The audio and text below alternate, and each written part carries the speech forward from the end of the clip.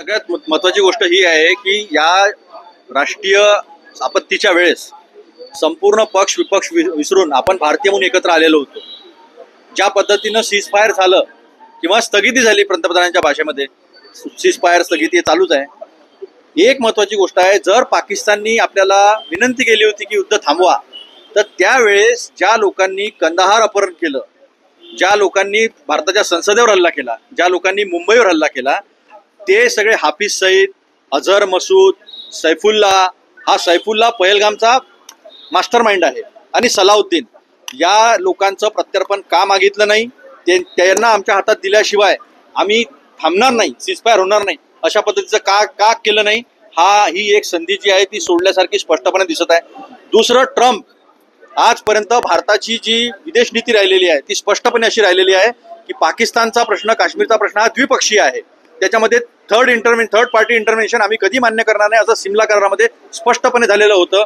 1994 साली या संसदेमध्ये देशाच्या सगळ्यांनी मिळून ठराव पारित केला होता की आता पाकिस्तानच्या संदर्भात कुठला प्रश्न राहिला असेल तर तो फक्त POK भारताकडे परत घेण्याचा आहे.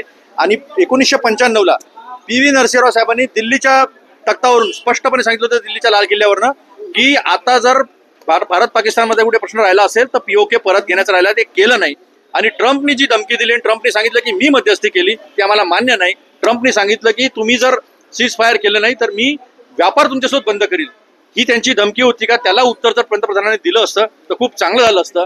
आमच्या असाच मागण्या आहे की त्यांनी पहिले सर्व पक्षांची सर्वदलीय एक बैठक बोलवावी, प्रधानमंत्र्यांनी त्यात उपस्थित राहावं, आणि दुसरं जे आहे ते सर्वात पहिले या देशाच्या संसदेचं विशेष अधिवेशन बोलावं आणि त्याच्यामध्ये या देशाची जी सेना आहे तिचं अभिनंदन करावं, त्याच्यावर चर्चा करावी, अशी आमची मागणी आहे. शरद पवारांनी असं म्हटलंय की या सगळ्या संदर्भात अधिवेशन बोलावलं तरी ही जी चर्चा आहे ती गुप्त पद्धतीने झाली पाहिजे, त्यासाठी हे सगळ्या लोकांना बोलावून चर्चा झाली पाहिजे, ना की अधिवेशन.